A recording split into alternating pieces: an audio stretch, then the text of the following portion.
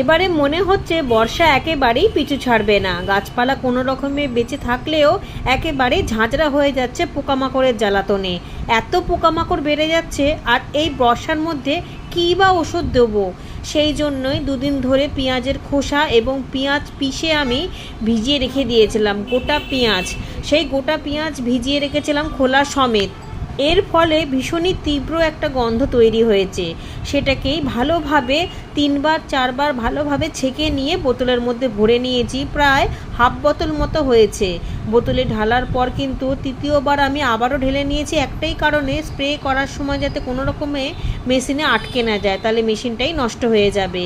এবার প্লেন জল দেবো, তার মধ্যে একটুখানি প্রোফেস সুপার আর দেবো স্টিকার। এই তিনটে একসাথে মিশিয়ে আমি সব গাছে স্প্রে করব, কোনো গাছ বাকি রাখবো না। জানি আবারও বৃষ্টি হবে, সব ধুয়ে যাবে, কিন্তু তীব্র গন্ধটা রয়ে যাবে পাতা।